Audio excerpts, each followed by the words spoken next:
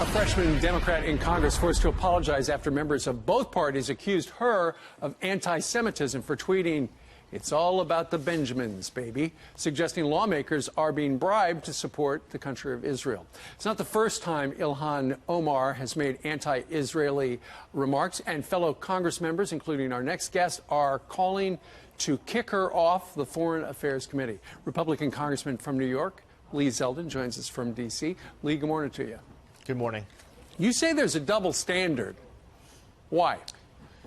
Yeah, just last month you had House Democrats tripping all over each other, running to the floor of the House of Representatives to condemn white supremacy in a resolution that named Congressman Steve King. He apologized. He was still thrown off of his committee assignments. Now we have those same members, many of them tripping all over each other, running away from the House floor so they don't have to condemn anti-Semitism. And they are accepting an apology via Twitter that unfortunately is not the end of it. This also isn't the first time. The apology itself states that it's an unequivocal apology, but it's filled with equivocation.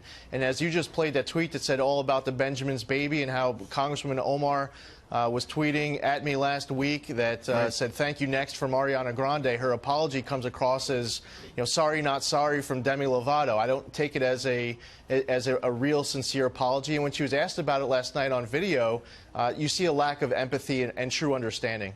Well, what do you make of Nancy Pelosi's response? Well, I think it's good that she spoke out yesterday. I think it was great over the course of 24 hours from Sunday evening that you had a lot of people breaking their silence, speaking out about this anti-Semitic trope. It is infiltrating, it's anti-Semitic, and there's anti-Israel hate that's infiltrating American politics. We're seeing it on college campuses. It's infiltrating the halls of Congress. You can't empower that. You can't elevate it. You have to confront it, and you have to crush it, or it will just continue to grow legs.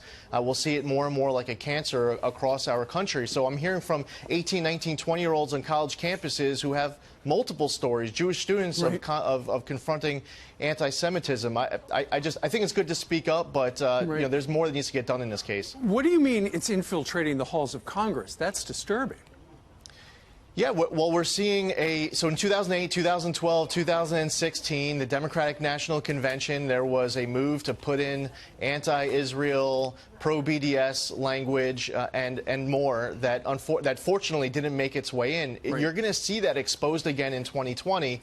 But right now, with new freshman members that are elected to Congress and some of their positions and statements, as well as associations of other members of Congress with people like Louis Farrakhan, Tamika Mallory, Linda Sarsour. Those associations are problematic as well. You're not going to drop this, are you? No, I shouldn't. I'm hearing from people from not just my district, from all across the country who are outraged by the growing amount of anti-Semitism here in our country and around the world. They want to confront it, and they're not going to just turn a blind eye, put their head under the sand and be ignorant and naive to what the reality is, understanding that this isn't just a one-time offense. This has happened over the course of several years with this member. And when she was asked about the reaction to her positions and statements last week, she called it exciting. So if she's going to be out there and with a position that is encouraging a very negative atmosphere that innocent American Jews and others are going to confront, well, then I'm not going to be silent about it. I'm going to confront it. All right. Well, you're doing that this morning on this program. Lee Zeldin, Congressman from New York. Lee, thank you very much. Thank you, Steve. January 22nd, 2015, my son Grant was working at a Quick Trip in Mesa, Arizona. An illegal alien came in, dumped a jar of change out on the counter, and wanted to buy a pack of cigarettes. Grant went to start counting the change. The man said, "What, you're not going to give me my cigarettes?" Grant said, "Hey, I got to count your change." At that moment, this man produced a gun. Grant did everything he was supposed to do. Grant gave him the cigarettes. And as soon as Grant did, this illegal alien shot my son in the face, killing him instantly.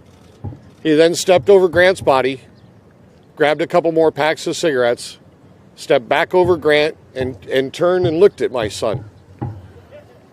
He wanted to make sure he was dead, because if he wasn't, he was going to shoot him again. These are stories that are happening every single day. As reported by North Carolina Fire, since 2013, there have been over 8,500 sexual assaults against children committed by illegal aliens.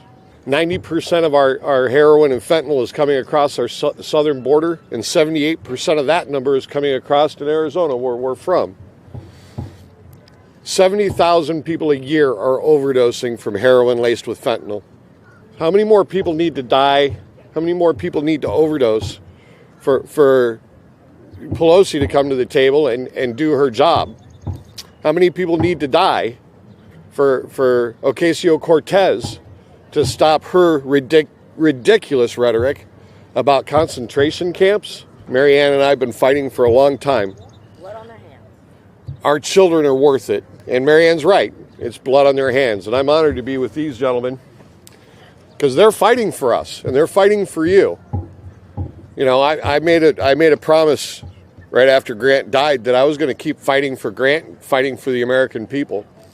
And what the American people don't understand is it's going to happen to them or to somebody they know at this point with so many people coming across our border. If the Democrats want to have so much contempt for our president that they won't come to the table, well, then guess what? I've got contempt for them.